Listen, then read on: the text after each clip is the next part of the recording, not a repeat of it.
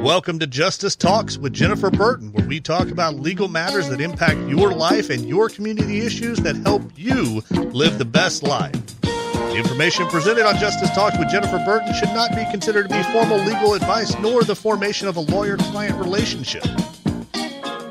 It's time to talk justice. Now here's your host, Jennifer Burton. Good evening and welcome to Justice Talks with Jennifer Burton here on News Talk 98.7 WOKI, the news and talk of East Tennessee.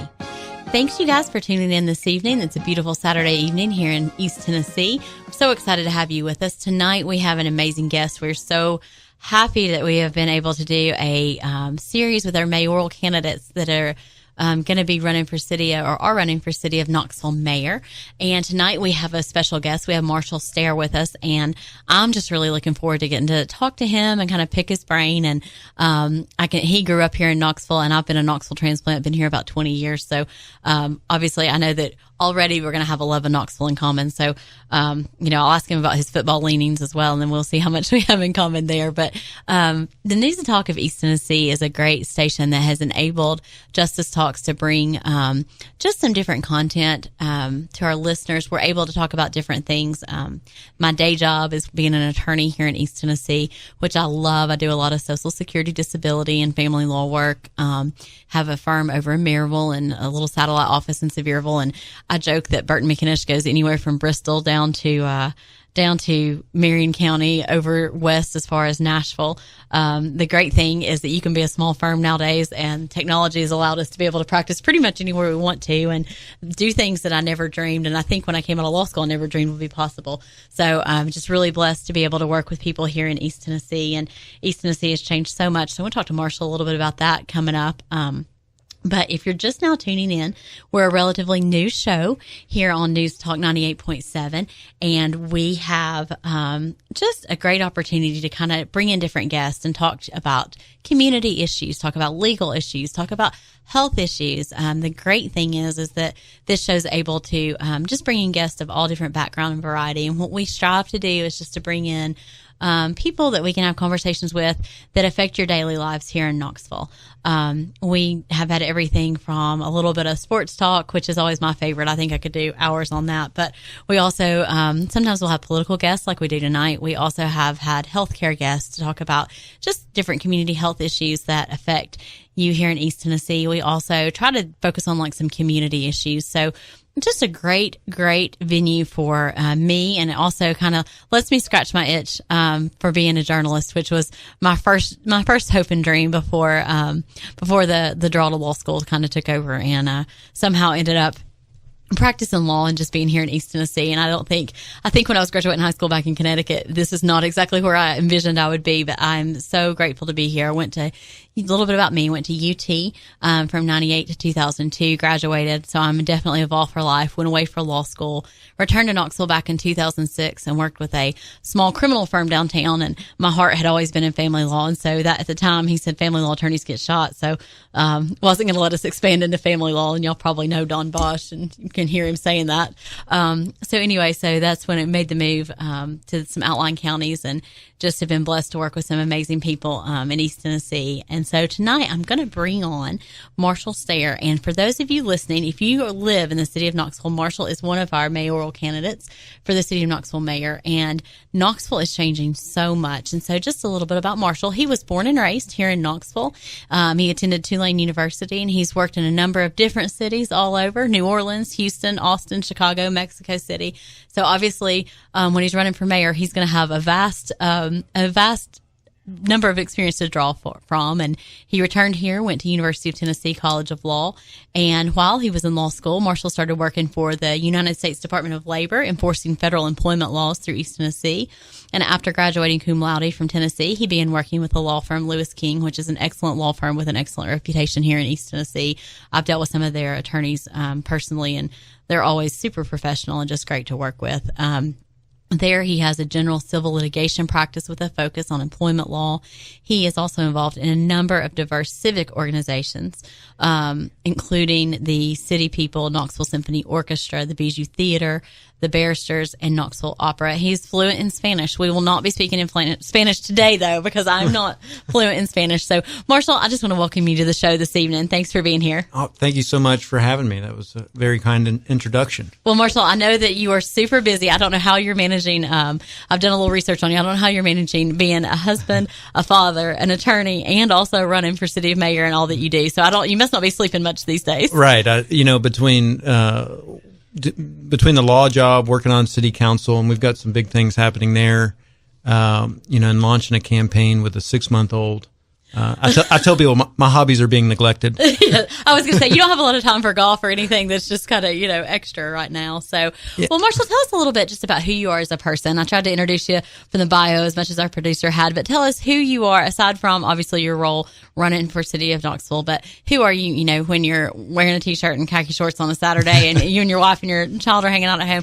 Tell us a little bit about you personally, and then we're going to get into some of the politics and really just the City of Knoxville, because like I said, one thing I know for sure, listeners, is that anybody running for mayor for City of Knoxville has got to love the city as much as I do. And it's amazing. I've been here since 98, so I've seen so much change, and having grown up here, I think you probably have too. So tell us a little bit about who you are, Marshall. Well, I grew up not far from here in the Bearden area, went to Bearden Elementary, and, my family goes back a long ways in Knoxville. It's interesting when you're running, you go door to door a lot. And I'll never forget knocking on this one door. A gentleman said, if your grandfather hadn't have died, Standard Knitting Mills would still be running. And that just had such a big impact on me because my grandfather died in 1967. Oh, wow. And I was born in 78, so more than 10 years before me. But people remembered him as being a really good manager. So, have deep roots here in Knoxville, but went away to college and lived in different places. Sure. But realized, this is where I wanted to be. Got family here, love it here, love the natural beauty, and came back to law school here in 2005. Graduated, started working. At that time I was single and wanted to become more involved, got involved in the Central Business Improvement District. And sort of like you talked about, was just excited about what was happening in the city. Yeah. Wanted to be a part of it. So, jumped in and ran for council at the age of 32. This was back in 2011. And that was an exciting, experience and really enjoyed it. And really enjoyed it because I'm proud of what we've accomplished, on council and the direction the city's going. So, we started having these conversations. I had, my first child, Stella, in January of 18, which was awesome. Really exciting. I never imagined I'd enjoy it so much so quickly. I always sort of thought, well, I'm sure, once I get out of diapers, I'll enjoy it. But just this last year has been amazing. Well, and parenting's one of those things that, I'm a mom. I've got 2 kids. I have a 4-year-old and a 7-year-old. And people say, which stage do you like the best? And I'm like, all of it. Like, it's funny. I have friends who are like, I don't like the infant stage, but it's amazing. Like, to me, and now that I have 2 and, they're a little bit older, but every stage I love the infant stage when they're so sweet, cuddly, and then just watching them grow and change. And it changes. For me, it changed. Of course, I do a lot of family law and Social Security, but for me, it changed me as a practitioner because it brought home a lot, when I'm sitting there helping clients going through custody disputes, and I'm thinking, it just changes your perspective because you're a mom or a dad now, and you're like, oh, I can, this is different. All of a sudden, it changes your world. Yeah. Well, running, when you run for office, it's an all-consuming. I mean, you kind of wake up thinking about it and go to bed thinking about it. And having a child, I think, it really gives you some sort of perspective on it. When I ran 8 years ago, you go home and just go to bed. You're by yourself, and it becomes your whole world. And there's just something nice when you come home and you see your child, and you get to, no matter what happens, they love you. Yeah, you've got this this great family, and it sort of puts everything in a nice perspective that, this is a race, but there's a lot more important things. So, and then she just gets cuter every day. Yeah.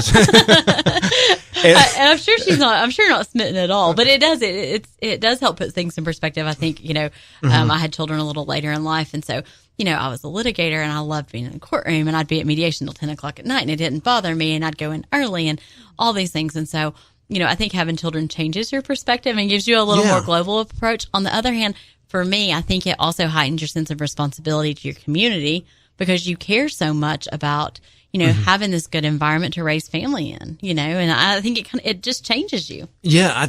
There's so many issues from, education. Obviously you start to think a lot about more, but just cleanliness in parks. You become more worried about, that stray needle in a park. And so you do become, more focused on issues. Not that wasn't important to you before of keeping our parks clean, but you get that fear that parents have that if something happening to their child. So that's been very good. And then in terms of social media, I get the most engagement with the pictures of the child. Oh yeah, no offense, but any politician I've seen over the years, and I'm telling my age a little bit, but the first presidential campaign that I remember was the Dukakis run in '88 against George Senior Bush, and so and it's their family. The families are what really I kind of remember. So you guys out there listening, we are going to continue the show. We've got about 45 more minutes with Marshall Stair, which is going to be amazing. So we can get into some kind of the meat and potatoes, why he's running, what he sees for the city of Knoxville coming up.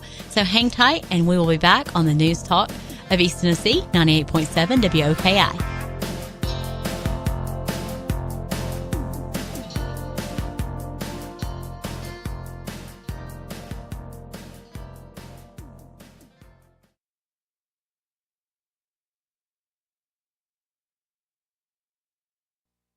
You're listening to Justice Talks with Jennifer Burton here on News Talk 98.7. Burton McInnish can be found online at burtonmckinnish.com or by phone at 865-233-1105. And now back to your host, Jennifer Burton.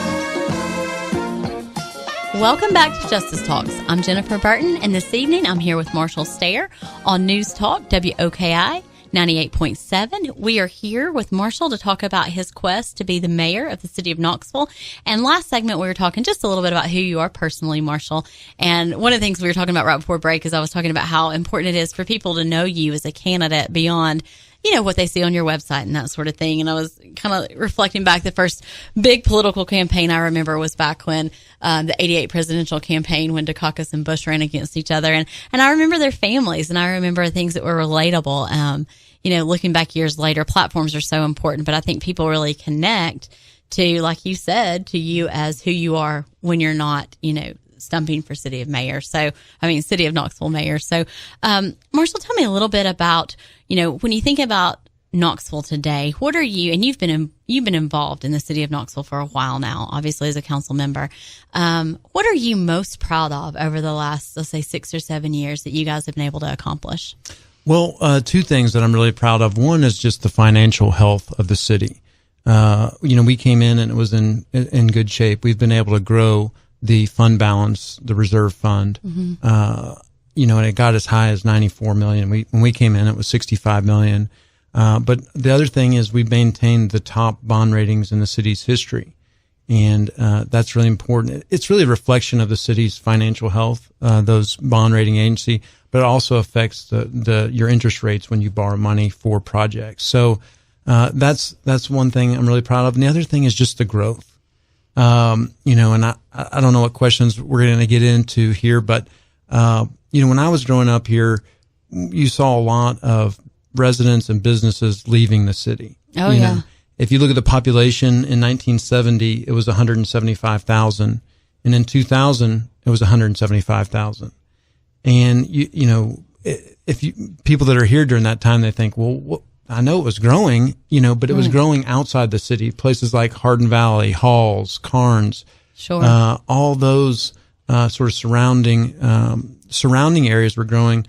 But the city of Knoxville was not. It actually went down in 1990 to 165.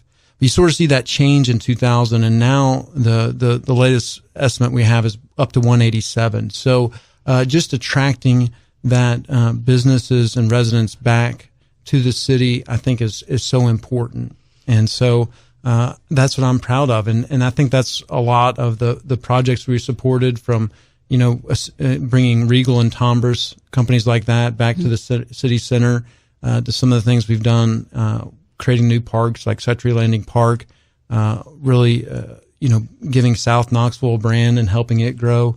So a lot of things we've done on council have caused that growth, and that's what I'm proud of. Yeah, and you look at it, you hit on a couple of things that, just as living in Knoxville and not being, I'm not a council member, I'm not super involved in the political landscape here in Knoxville, but just looking at it and remembering, I was here from 98 to 2002. And you didn't go to South Knoxville, particularly if you're going out to eat or if you're going to do something recreational, other than iJams. That was there. But, and now that, I enjoy taking my kids to Suttree's Landing. There's some great eating places there on the south side of the river now. And Regal Cinemas had been up in Halls, and now you've brought that back to City of Knoxville, which is a big employer. So, what plans moving forward? It's exciting for me to see the City of Knoxville growing the way that it is as a business owner, as a small business owner and an entrepreneur. And obviously my main offices are not in downtown Knoxville, but we reap the benefits of Knoxville growing. So, what are your plans as mayor to kind of continue the growth that we have seen moving forward?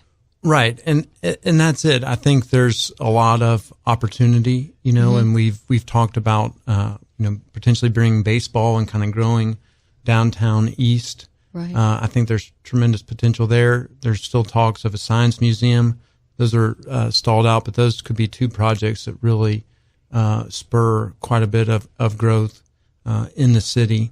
But it's just about a commitment to investment where there's been disinvestment for years. So on Sevier Avenue in South Knoxville, or Central Avenue in Broadway, and then, making sure places like Fountain City and Bearden remain healthy. And I think we can do that. And I think there's going to be more demand for mixed use, where people want to live close to amenities. And so, my administration would be intentional about finding locations for that, and helping landowners do that through infrastructure and investment. And that way, those areas would start to grow. Because you have to remember, the city, we don't annex unless it's voluntary, which is pretty rare. Rarely does somebody say, "Hey, would you please like to annex me? I want to pay city taxes on top of my regular ones." Yeah. Right. So the only way we're growing is through, rehabilitation or redoing of buildings. So, I think that's how it would happen. And, I really feel the winds at our back. That people. I don't think it's an accident that Regal and Tombras moved downtown. I think businesses want to be down there. I think we can do a better job of recruiting, office jobs to center cities. They want to be, younger workers want to be in cities. They want that vibrancy that cities offer. And I think at the same time, as we grow, we have to address the challenges that come with success, right? Like affordability. And this last budget, the mayor's proposed, and I'm supportive of, $2.5 million for the affordable housing rental fund. And so I think that's important, that we maintain our affordability. I think that's one of Knoxville's strongest suits. That's what I was going to say. Knoxville is one of the things that really sold Knoxville for me when I was making the decision on coming back after law school.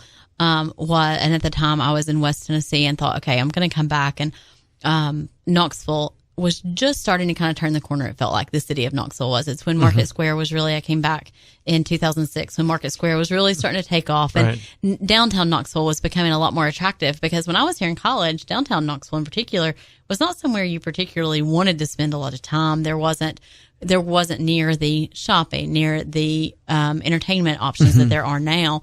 So I think that you hit on something. It's like, how do we keep it attractive for young people, young working professionals, without getting into that skyrocketing cost? Like, I know that one of our sister cities, Nashville, has had incredible growth over the past 15 years. But one of the things that we're seeing is they're starting to price out. They're starting to price themselves out as far as housing goes, and the housing market, the apartments. And so when you have young professionals coming in who are not yet at their peak earning potential, how do we kind of balance that and keep it like, hey, we want to attract all of this growth, but we don't want to price people out of the neighborhoods. Right. It's all about sustainability, and we've seen growth, which has been healthy, but but not that kind of exponential growth where you do see displacement and see get to a point where people are priced out.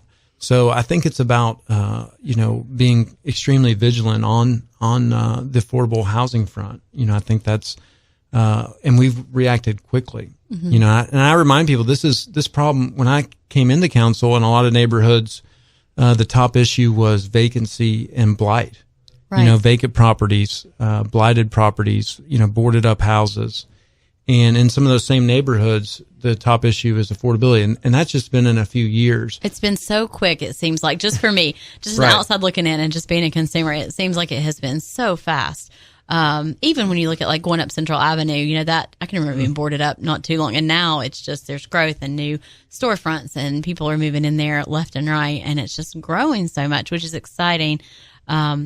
And I just, I think we reacted quickly, creating the affordable housing, fund, and it's already reaping benefits. A few meetings ago, we approved over 200 units. They're going to be constructed, but one project in South Knoxville and then one sort of off Sutherland. Okay. And so having those come online helps, but just trying to keep ahead of it, I think is key. It's a good problem to have that people want to be in Knoxville. Right. We just have to make sure it remains affordable, and it helps. The challenge is that it helps the people that call Knoxville home now. Right. We're not by administration. It's not just about bringing new people in. I really want to help and improve the lives of the people that call Knoxville home today. And Marshall, that's one thing. How do we do that? I mean, I know that you've got the Safe and Strong Neighborhood Plan. Like, what? Kind of tell us a little bit. And I know we're going to run short on time and have to probably spill into the next segment. But how do we do that? How do we make the City of Knoxville, which is already amazing? And of course, I'm very biased because I live here. But how do we make it even better from everybody, from people like us who are professionals with young children to young professionals to our baby boomers who are starting to hit that twilight, but they can get out and they can enjoy life. They're getting into retirement age where they've got a little bit more flexibility. What is your plan to make Knoxville, safe and to make these neighborhoods functional for all these residents? Right. I mean, part of it is what we just talked about is making sure you're out front on the affordable housing. The other is addressing traffic issues. I think investing in technology to make traffic lights work better. That's a quality of life for anyone that drives. It's also about, making transit a more viable option. When I was on council, I pushed for the Where's My Bus app. Yeah. It's been great. It's been great in terms of, it's like Uber, you can see the bus coming to you. So, Marshall, hold that thought. We're going to come back in just a second. We're up on a hard break, but we are going to be back on News Talk 98.7 WOKI. And Marshall was just talking about public transportation, something that's near and dear to my heart. Thanks, guys.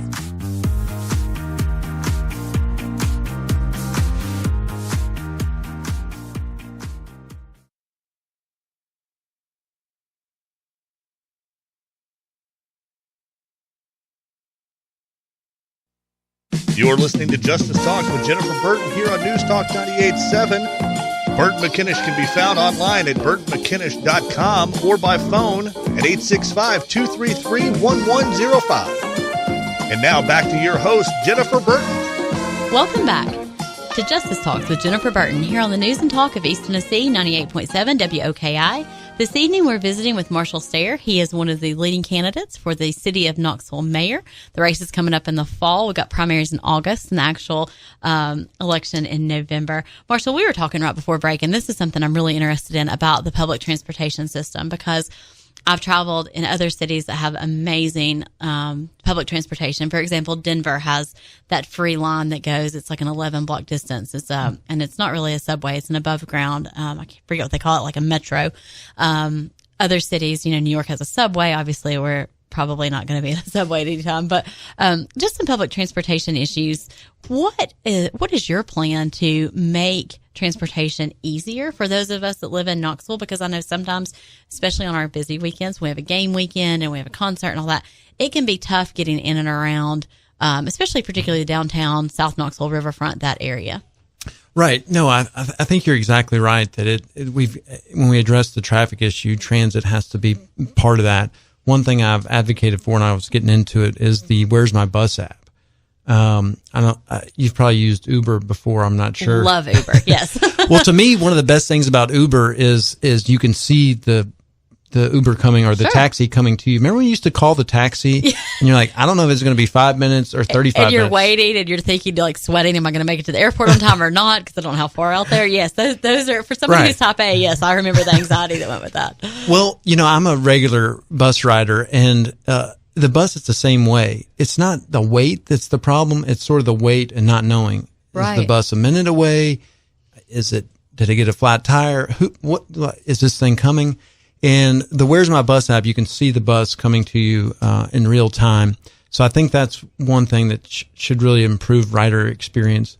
The other things that I think we can do is, we're on a long range plan to increase frequency, which has shown that's really what increases ridership.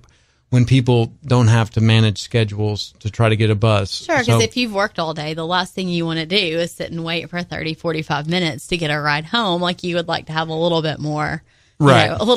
I'm tired, I'm ready to get home. I've got a sitter waiting, whatever it is. So I think the frequency increase would be excellent. The other thing I think we need to do is shelters. A lot of our stops, to me, one, it's about rider experience. When it's raining or really hot, just out there and you're next to a pole, it's almost sort of a dignity issue to me. Yeah. But also, to me, shelters sort of raise the profile. I think our system's somewhat invisible. Our signs are really small. So that's something I think we can do. The other thing I think we need to do more is partner with employers, downtown especially, to make that part of the mix, to make sure they're offering transit to employees instead of just parking. And then so those are the main changes, and I think we can continue to use technology and perhaps partner with businesses to show, if you're in a coffee shop on Broadway, that you'd have a sign north and southbound buses when they're coming and going. And then lastly, something that we're going to pilot this year is expand the trolley system. Again, that's what you mentioned in Denver. Something about trolleys being free, people are more likely to ride them. So it is. I think it's a fun experience sometimes if you have young kids, and I think it's that anything freeing the kids, parents are going to like, and then people with lower incomes, it's going to make it easier for them. And the trolley system around here is great, but it does sometimes get a little congested, and it's not quite as extensive as it could be. And I know Chattanooga has it's not a light rail, but it's similar to a trolley that runs up and down their main drag down there in Chattanooga and Denver, some other cities that have done that. And I think it's great, and it's great to be able to hop on and hop off, when you're downtown, and you can park a little bit further out, not pay for parking. I mean, I think City of Knoxville's done a great job giving us, free parking at night and on weekends, obviously to attract people. But I don't know how long we can keep that up, and as we experience this growth. Right. And I think with the trolley system and just transit in general, what you can spur is additional development, and transit oriented development. So, one of the things growing up here, it seems like we used to prohibit housing on our major corridors, and yet we sort of encouraged apartments on ridgetops. Well, guess where our transit runs? It runs down the corridors where people don't live. So it makes sense to, get your housing close to where the transit is, especially your denser housing like multifamily or apartments. And I think that's a way where we can grow smart into the future. And this is not just Knoxville. This is, Knox County. Sure. And I think from an environmental perspective too, just as we move forward and we've learned more and more and get educated more about the impact that, fossil fuels have on the environment. And we are obviously a city located in a beautiful environment. So here we are sitting in the Smokies. We want to be environmentally friendly, and we want to be thoughtful, I think, as consumers about how our decisions affect the environment long term. And I think, anytime that you can cut down on the number of cars you have on the road by using public transportation, it's a positive. Right. I mean, that's the name of the game. In cities, the tailpipe is, a big contributor to the air quality problem. So it's about reducing number of trips. And I think especially if you look at the prices of downtown housing, the market's there. People want to live in places they don't have to drive, for every need, that maybe they can walk to restaurants or dining or their job. But that type of living is in demand. Yeah. And I think the challenge is now, where else can we do it outside of downtown in a way that makes sense? Because I think the demand is there. You talked about seniors, but it's a lot of times it's people without families. It's the young people are waiting to have children. It's kind of like us, right? A little bit later, being a 40-year-old with a 1-year-old, but they're also living longer without children, right? And so they don't necessarily want a huge yard and a lot of square footage. They'd rather be able to walk to a park or walk to a coffee shop, that type. And I think that's where the city of Knoxville has a real advantage over the region. I think we're the natural place for that to occur. Tell me a little bit, Marshall. I was reading about some of the recoding that's about to come up for vote on May 14th. What about these pocket parks that we're hearing about? Is it something you're for? Is that something that's going to help us as a city? Basically having more green space available wherever you live, whether you're in Bearden, whether you're in Knoxville. I mean, is this something? It's our park system. Are you happy with where it's at, or is it something we need to increase? Yeah, no, I think they can be tremendous. I mean, in my neighborhood, there was a vacant parcel. It's turned into a park, and we go there regularly. I mean, almost every day now. Right. It's got a swing set, and it's a real sense of pride in the community. And it's nice. The advantage of the pocket parks is that you get them so close that people can walk to them, and right. So that's important. We have parks that are absolutely phenomenal that we definitely need to support, like Lakeshore, and Victor Ashe, which are larger parks. Right. But it's that mix. And, I think green space it gets back to that quality of life issue we talked about earlier. In quality of life, parks and trails, arts and culture, we talk about them as just amenities, but these are the things that bring in talent. Right. When you talk about attracting and retaining talent, those type of issues are important. So it's also necessary for Knoxville's success that we have these amenities to attract and retain talent. And I think it's easy when you look at a city, at least for me, it's kind of like a tapestry, and you look at it and it's like a beautiful rug and you see the gorgeous product. But if you flip it over, there's a lot that goes into that gorgeous product. And that's kind of how a city is. I heard that. I like that. It's kind of how a city is. It's like you look at Knoxville and you're like, man, this is a great place. But you flip it over and you see all the things. It can't just be parks. It can't just be, obviously financial health is so important. And Knoxville's blessed right now that we have really, we have done well the past decade. So, there's other things that come into it, like, activities. And I know that the city doesn't control Knox County schools, but how important is it to have a strong educational program so that the city of Knoxville stays vibrant? And again, I know that the budgeting differences and all that, but right. Tell me, how do you work hand in hand to make that be really well? It's absolutely vital. We're never going to have a truly great city without a great school system. Sure. And the reality is that a lot of the schools inside the city, underperform. So sure. It's a top issue for our citizens, and it's something that I will, be vocal about. Okay. The city doesn't run the schools, right. But I don't think that means the mayor should be silent. Right. It's not that we can turn a blind eye and say, well, that's a county problem, I'm not going to touch it. So the things I've spoken out on the past, when there was a budget proposal to cut programs to our neediest students, I spoke out against that. Yeah. I think that's where the mayor can have a role in that. The other issue is community schools. We've funded those, and those are about addressing challenges that low-income students have that higher-income students don't. Things like health issues, or just making sure they have food for the weekend, tutors after school, those type of issues. That's where community schools fill that gap, and I'm also supportive of that. But it's certainly an important issue, and one I won't overlook. And I'd love to continue talking about that when we come back from break here on East Tennessee News Talk 98.7 WOKI.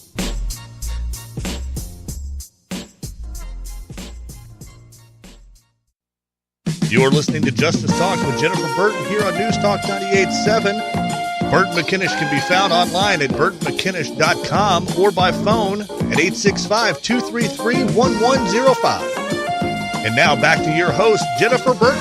Welcome back to Justice Talks, here on the News and Talk of East Tennessee, 98.7 WOKI. I'm Jennifer Burton, your host, and tonight we are here with Marshall Stair. He is running for the City of Knoxville mayor, and we have been talking about just all the different things that he plans to do if elected mayor. Marshall, this is our last segment, and we've had so much to talk about, but one of the things I want to ask you about is tourism. And we've heard some of the other candidates talk about tourism. Mm-hmm. What is your plan for attracting more people to Knoxville? I mean, we have a really good, I feel like we have a really, from the outside looking in, a really good attractability, just the affordability, the mountains being close by. We have tons of sports to offer. So do you have any plans specifically for tourism, or is that something that you're just going to continue kind of what we've been doing? My thought on tourism, and I think what's actually worked in Knoxville, make Knoxville great for Knoxvillians, and the tourism will take care of itself. And I think that's what's happened, with downtown. Mm-hmm. I think the impetus for really improving downtown was important for Knoxville. Knoxville wasn't going to be successful without a successful downtown. But by making it vibrant and bringing in all those businesses, it's a great place to visit. Right. And so that's kind of gone hand in hand. Knoxville, so if you have, the entertainment, the two theaters, have brought the events, I think that brings people in. Obviously the restaurants and the nightlife, that's something that, those things bring people in, make it a great place to visit. The other thing is our natural beauty. And so we've got places like Imes, the urban wilderness, taking advantage of sort of what's already here. That's what I think will lead to tourism, which is an important part of the economy. But to me, that's the way to do it. In addition to that, potentially bringing baseball back to the city, I think would increase tourism, as well as the potential science museum. Those things as well. And of course, we've got the zoo, which we've supported over the years, that brings in some tourism as well. So, I think it's increased, but I think we focused on making it great for the people here, and that's what made it a great place to visit. Yeah, so, I think that's a good point. If you've got happy people, their friends and family are going to visit them, and then all of a sudden we're going to turn into, we can't keep people away because they're loving our cities as much as we do. How do you feel about baseball coming back to downtown Knoxville? Is that something? I mean, I've had naysayers say, well, look, we've already got the Vols, we've got so many athletics here, like, let it stay out. But I've also had other people say, no, bring it back. We want the Smokies, here in Knoxville. What's your position on that? And do you think that do you think it's going to be healthy down the road? Yeah, no, I think it's, the potential for it is tremendous. The owner of the Smokies has worked together to buy parcels to place it a little bit east of the old city. Mm-hmm. And so I think it's a natural way for downtown to grow east. I think it would help bring in new business. I think it would help current business grow. And I think the thing about baseball is that, they play quite a few games. So whereas the football team, the Vols, we all love them. And it does a lot for, the city when they have home games. They just don't have that many home games every year. There's not that many home games. Baseball, I think, can do that. So the challenge is getting a deal that works. We have to get the county involved. It's really a regional amenity. I think people would come from all over to go to games. So, getting them involved is key there. And then just making sure it's going to be successful, I think, is also important. Marshall, if you're elected, we talked about different areas of the city. What community do you feel like needs the most attention, or what would be first on your priority list if you're elected to say, look, this is maybe a part of the city that's been a little neglected, or not neglected necessarily, that might have a negative connotation, but that has the most opportunity for growth that hasn't been focused on. Obviously, downtown's been focused on, south side of the river's growing. So what would be the first community you really focus on? I would want to focus on the city of Knoxville's not that big. Mm-hmm. I think we've gotten downtown going. Now it's time for the next administration to really focus on the different neighborhoods throughout Knoxville, and making sure that things are working there, that there's investment, that people feel good about it. So there's not one over the other. I know when you go around town, a lot of people do feel left out, but I feel like in every part of the city, there's good things happening. And a lot of it is sort of what you said. You have to take advantage of opportunities. The city, it's not like Sim City where we go and right. build these, shopping malls or, apartment complex. It's the private developers that make those investment and take those risks. And so the city has to work with property owners and to encourage them and get them to make those investments. And so a lot of it is, what opportunities come about, what property owners are willing to do different projects. And if it's a good project that's going to benefit the community, we want to support it. How do you draw in? We've got a lot of industry here in Knoxville, a lot of employers and some corporations here. We have TVA, obviously. We have Regal, Tombras, some of the bigger ones. How do you plan in your administration to use these corporations to partnership with them for the benefit of the city of Knoxville? Well, I mean, that's such an important part, especially with ORNL, the University of Tennessee, and TVA, there's a tremendous amount of talent coming through there. And so, communication is key, but we've got to work closer and better to harvest that talent, to make sure that these people that come in either for temporarily, that a lot of them stay and start businesses or find other jobs, because that's the big advantage we've got. We've got a fantastic university, we've got the national lab. These are our natural assets that we have to take advantage of. And I guess another question I have, and this is just a concern that I've seen, is just as downtown's grown and Carm and the bus stop are right there, right north of downtown, we have a homelessness issue in Knoxville. And when I say issue, I think all cities face that. Right. We're a temperate climate. It's certainly not exclusive to Knoxville, and just doing kind of the work I do where I deal with a lot of Social Security clients, some of which have mental health issues. How do we as a community, had a guest on last week, Karen Pershing from MDC, but how do we as a community, and how would you as mayor, help Knoxville to help our homeless, to help our less fortunate population in a way that's not going to, that's going to, basically take care of these people who need a little bit of extra help? Like, how do we do that as a community? I know some people say, look, this should be left to our churches. It should be left to our, but it is a community problem. So how do we as a community band together to help this? Right. No, and we can do better on homeless, and we have to do better on the homeless problem. I think first it's about keeping people in their homes. One of the alarming things we're seeing is that you're seeing more female and families that are homeless. Right. And so these are people that, are missing a rent or a couple months rent, and next thing you know, they're homeless. So we've got to make sure there's those programs, rental assistance programs, to keep people in their home. Two, we have to be more aggressive about getting resources to the homeless population. And instead of sort of opening our doors and see who comes in, what the city, and we've recently started doing this through VMC, is sending individuals out into the community and to talk with these people to get them connected to the resources we know are out there. I think that's the kind of work it's going to take, because I think this is part of the population that they don't know what's out there. They're not really looking for a change for perhaps mental health or drug reasons. So that's why you have to be aggressive. Go out into the community, find them, make sure they're getting the resources they need.